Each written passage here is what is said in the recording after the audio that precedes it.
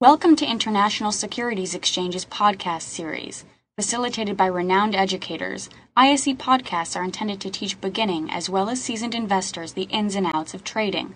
To find an updated list of podcasts, please visit www.ise.com/podcasts. So there's a few different influences that we need to consider, obviously, when it comes to understanding the impact of volatility. But what happens is that if we're able to recognize the current volatility of a particular option contract, in other words, whether or not it is relatively low or relatively high, we can actually capitalize this and we can adjust our strategies to take advantage. So, for example, an option buyer can capitalize on purchasing options when implied volatility is historically low, and then as implied volatility increases or expands, that will influence the value of the contract and, of course, make it more valuable to the option holder. Now, what we have to be aware of is that if we purchase these option contracts in a period where implied volatility is extremely high, and the underlying influence in the expectation on the particular pair actually disappears, well, we could see the value of the option contract decrease quite significantly without there being any major move in the underlying pair value. So we have to be cautious that we're not overpaying for options. And I'm sure many of you that have experienced buying options, I'll use an equity options example, buying options prior to an earnings report, have probably been stung on certain occasions whereby the implied volatility or the expectation of these earnings reports have been factored into the option premium, and you've paid for that, and then of course the announcement comes out, it moves in the direction you anticipated, but at the same time, with the information now known, implied volatility deflates, and of course you're sitting there at a loss. And this is something that we have to recognize as a very significant risk and a significant consideration when looking to be an option buyer. Now, on the other side of the equation, a high implied volatility is actually a good time to be an option writer. Now, we have to recognize, of course, that as an option buyer, we have a limited and identifiable risk exposure. So that's something that makes it attractive and a little easier to understand for people that are just more or less getting their feet wet in the options world. But as an options writer, we have to recognize that we create an obligation for ourselves, and in that respect, we have to consider margin requirements, and we also have to consider that we are taking a position that has a limited profit potential, but an limited or theoretically unlimited risk exposure. So we'll talk a little bit about certain strategies that we can use by being both an option buyer and an option writer, and look at some of the ways that we might be able to identify some of the risks. Now, the one consideration that I mentioned with respect to buying option contracts is that the lower cost option contracts give the option buyer a chance to capitalize on an increase in implied volatility leading into a certain event, and also a significant price movement in the pair value as well. So it's almost like a double whammy in the sense that if you are aware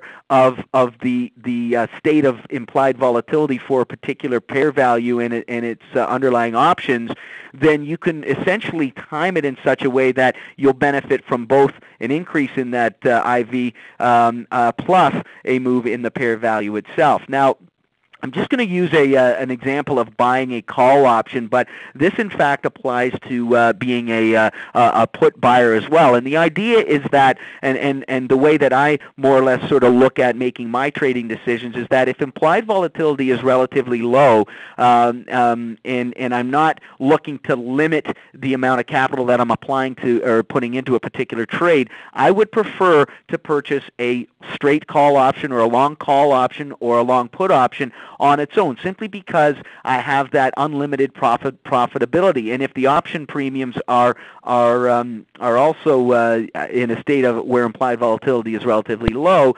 then we have the ability, as I said, to capitalize on a very quick move in that underlying pair value without limiting any upside potential. So let's take an example here. One thing that I just wanted to draw your attention to is the fantastic features and tools available on the fxoptions.com site. Now, this is a snapshot taken, when did I take this? I think I took this today, where from the site, and it's in fact a snapshot of the CDD, which is, of course, the U.S. dollar versus the Canadian dollar. Now, what I want you guys to look at a little bit more closely here is just the information that we have in the middle here. And what you can see is that the implied volatility here on the left-hand side, we can see that currently is sitting at about 11.69. We can see that we had a 52-week low all the way down at about 9%, and we have a 52-week high of about 19%. So we're not at the lowest point in implied volatility on these particular options, but at the same time we're not at the highest, which means there is the potential to take advantage of conceivably an increase in implied volatility. What you can see here is that the current historic volatility, as it's being measured by the fluctuation in the pair value, is sitting in and around at 9.95. So relative to the historic volatility, implied volatility is actually high. It's about, as you can see here, about 2% higher than what the actual underlying has been moving over a period of time. Now, what this might suggest to us is that there is some expectation of movement factored into these option contracts. So that's something that we need to be aware of as well.